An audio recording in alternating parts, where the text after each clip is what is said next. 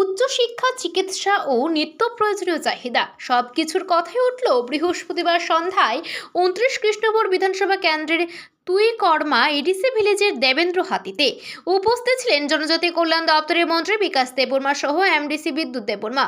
মন্ত্রীকে কাছে পেয়ে এলাকার ছাত্রছাত্রী, যুবক যুবতী এবং সাধারণ মানুষ মন খুলে নিজেদের সমস্যার কথা একে একে তুলে ধরেন তার সামনে। কেউ সাহায্য চান উচ্চশিক্ষার খরচ মেটাতে, কেউ আবার চিকিৎসার জন্য আর্থিক সহায়তা চান, কেউ বা জীবনে চলার পথে মৌলিক প্রয়োজন পূরণের আশা নিয়ে মন্ত্রীর দ্বারস্থ হন। ধৈর্য সহকারে সকলের বক্তব্য শুনেন মন্ত্রী। একের পর এক সমস্যা শুনে তিনি দ্রুত পদক্ষেপের আশ্বাস দেন এবং সংশ্লিষ্ট দপ্তরকে প্রয়োজনীয় ব্যবস্থা নিতে নির্দেশ দেন।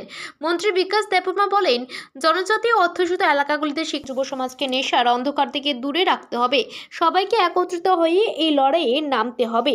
তিনি আরও জানান, তুইকর্মা এডিসি ভিলেজে যুব সমাজের শারীরিক ও মানসিক বিকাশের জন্য প্রায় ৬ লক্ষ টাকা দিয়ে একটি অত্যাধুনিক ফুটবল মাঠ নির্মাণ করা হচ্ছে।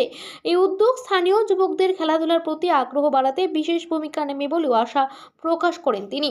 এই দিনের এই মত বিনিময় সভায় মন্ত্রীর উপস্থিতিতে এলাকাবাসীর মধ্যে উৎসাহ ও আশার সঞ্চার ঘটে। অনেকেই বলেন, মন্ত্রী বিকাশ দেববর্মা শুধু নেতা নন, আমাদের পরিবারের একজন। তিনি মানুষের পাশে দাঁড়ান, সমস্যার সমাধান করেন।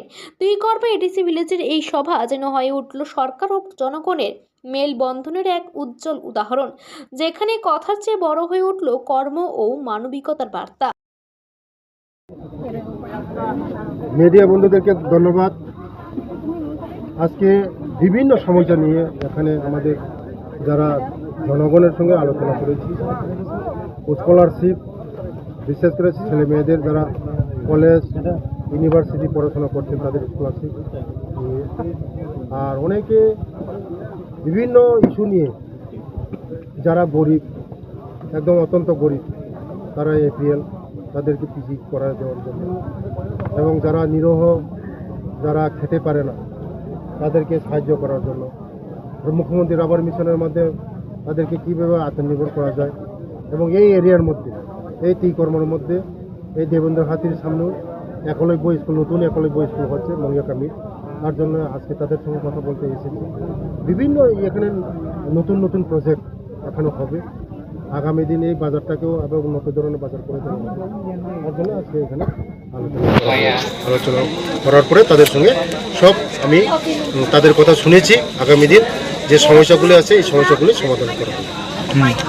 আর তাদের সঙ্গে আলোচনা হয়েছে যে আমাদের ছেলেমেয়েরা যেন নেশা না করে খেলার মাধ্যমে, এখনই খেলার